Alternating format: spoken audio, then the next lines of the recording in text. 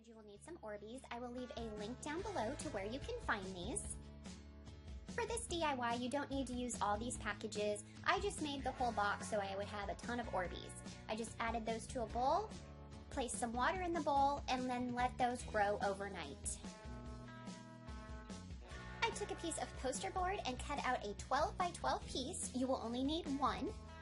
Then I cut out a square the same size as my binder, then cut a square out of the middle, making a frame with a 1-inch border. The next thing you will need is some sheet protectors. I do recommend using a heavy duty or heavy weight sheet protector, and you will also want to make sure that it is clear. You will also need some parchment paper. You will need a big enough strip that it goes along the top of the sheet protector. Before adding your ORBEEZ, I do recommend doing a water test on the sheet protector to make sure that the sealed sides don't leak. I did have one that leaked. I then started adding my ORBEEZ to the sheet protector. You can add as many or as little as you would like. Once I had the desired amount of ORBEEZ in my bag, then I just added some water to make sure that the ORBEEZ wouldn't dry up. You will also want to make sure that you get all the air out of the sheet protector before you seal it up. I then took my piece of parchment paper that I cut out. I put that along the top of the sheet protector, and then with a flat iron, I carefully ironed just the top part of the sheet protector to seal it. This step can also be done with an iron. I went back and forth about 10 to 20 times with a flat iron, and it sealed the sheet protector really well. And here is my sheet protector with the ORBEEZ in it after I had sealed the top. The next thing that I did was I placed some hot glue all around the back of the frame.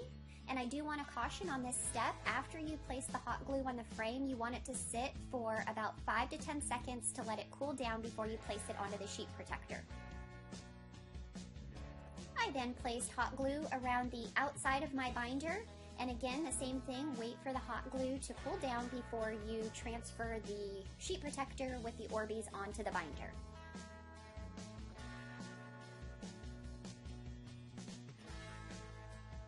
Once everything has dried, then your ORBEEZ binder is ready to use.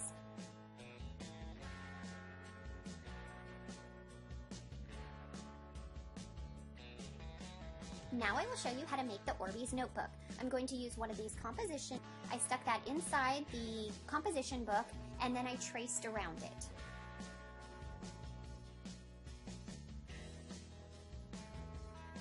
Once I had it traced out, then I just cut it out. I wanted to keep the black binding, so I measured out where that was, and then I cut that part off. To secure it to the composition book, I just used some hot glue and glued it to the top. To make the corners, I flipped it over and used an X-Acto knife to cut those out. Repeat the same process for making a frame border. Using the same kind of sheet protector as before, I placed that onto the notebook, measured it out so it would fit, and then I cut it out. I then used my parchment paper and my flat iron to seal it out just like before. I glued the frame border to the sheet protector and then to the notebook. And that is how you make liquid ORBEEZ notebooks and binders. I would love it if you guys gave this video a thumbs up. If you get a chance, stop by and check out some of my other liquid DIY videos. Leave me a comment and let me know what your favorite subject in school is. Until next time, I hope you guys all have an amazing day.